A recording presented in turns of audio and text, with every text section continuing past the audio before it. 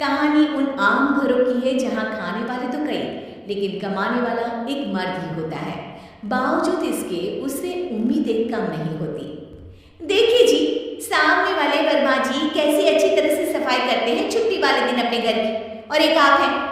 अरे यार, उनके पास कार है, ऑफिस पास में है और हफ्ते में 2 दिन की छुट्टी होती है, तो फर्क तो पड़ता है ना। मेरी तो शादी ही गलत हो गई। अरे कोई मस्त लड़का मिलता, कमाता भी, घुमाता भी, घर के कामों में भी मदद करता, लेकिन नहीं जी, हमारे वाले को तो कमाने से फुर्सत ही नहीं, और कमाई भी ऐसी कि कोई जरूरत पूरी ही नहीं हो रही है। सुनील बेचारा शीना को देखकर सोचता है कि शीना सही कह रही है।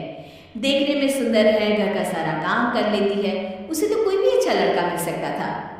क्या सोच रहे हैं, भागने का इरादा तो नहीं है?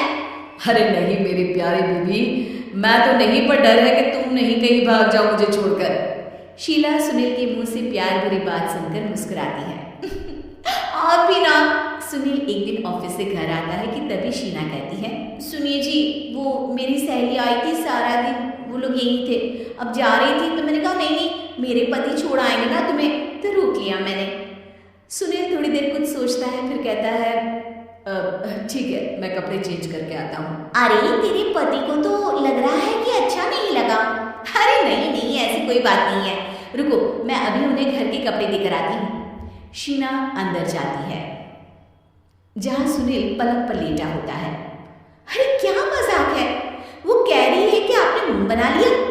सही तो कह रही है, सुबह से अब ऑफिस से लौटा हूँ, एक कप चाय का तो पूछा नहीं, 20 किलोमीटर जाओ और आओ, और फिर कल उसी टाइम पर ऑफिस। अरे यार, मुझे गाड़ी चलानी आती ना तो बोलती भी नहीं आपको, और कौन सा रिक्शा खींच कर जाना है आपको।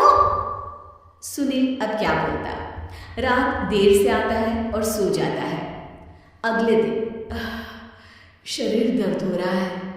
अरे तो मत जाओ ना ऑफिस, चलते हैं ना मार्केट घूमने, फिर पिक्चर देखेंगे और रात में खाना खाकर फिर वापस। सुनील जब सारे दिन की थकान वाला शेड्यूल सुनता है तो वो सीधे सीधे ऑफिस के लिए तैयार हो जाता है। अब आए दिन शीना की डिमांड बढ़ती ही चली जाती है और सुनील उसको पूरा भी करता, लेकिन एक दिन, ए जी मेरा भाई आ रहा है, उसे 2 लाख रुपए की जरूरत है। हाँ तो मैं क्या करूँ शीना, मेरे पास इतने रुपए नहीं है। हाँ हाँ पता है नहीं है, लेकिन किसी से लेकर तो दे सकते हो ना। अरे मैं किससे मांगू, मेरे तो जानने में भी कोई नहीं है जिसके पास इतनी बड़ी रकम हो। तभी वहां शीना का भाई शीनू आ जाता है।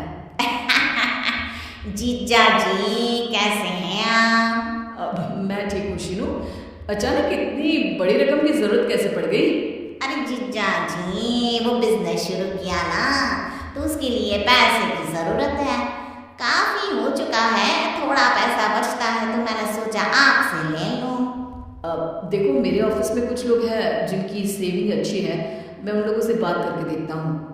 सुनील ऑफिस से किसी से पैसे लेकर शीना को दे देता है। शीना वो पैसा भाई को दे देती है 2 महीने बाद। अरे यार शीना, वो ऑफिस वाला आदमी अपने पैसे मांग रहा है, कैसे दूँ? अपने भाई से बोलो ना पैसे दे दे।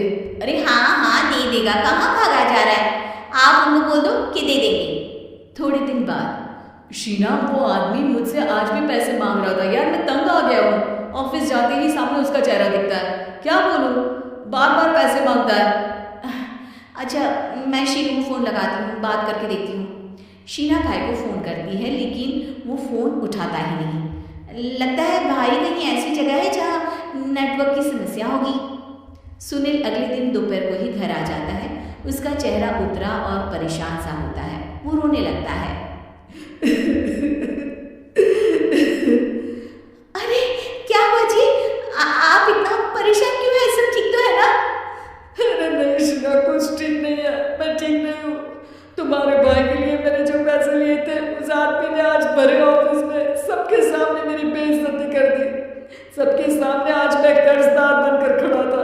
मैंने हर वो प्रयास किया घर चलाने के लिए जो मैं कर सकता था, लेकिन अब नहीं होगा। वो फिर रोने लगता है। अरे आप तो औरतों की तरह रो रहे हैं, मर्द हैं आप। क्यों, आदमी के सीने में दिल नहीं होता, या फिर वो इंसान नहीं मशीन होता है?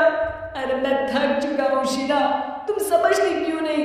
मैं भी शारीरिक और मानसिक रूप से थकता हूँ, मैं भी आराम करना चाहता हूँ, सुकून चाहता हूँ। मैं अब कुछ नहीं कर सकता।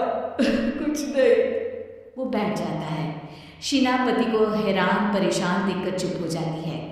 अगले दिन, सुनिए, ये लीजिए 2 लाख रुपये, उस आदमी को दे दीजिए और बोल दीजिए कि आज के बाद किसी को पैसे के लिए बेइज्जत ना करे। सुनील पैसे देखकर राहत की सांस लेता है। अरे शीना, तुमने तो मेरा बहुत बड़ा काम कर दिया। अब मैं शान से ऑफिस जा सकता हूँ, लेकिन ये पैसे आए कहाँ से? ये पैसे मैंने अपने गहनों को गिरवी रख कर लिया है। तुम ठीक रहो, निश्चिंत रहो, मैं बस यही चाहती हूँ। मुझे माफ़ करना, पर अब मैं समझ चुकी हूँ कि मर्द को भी दर्द होता है।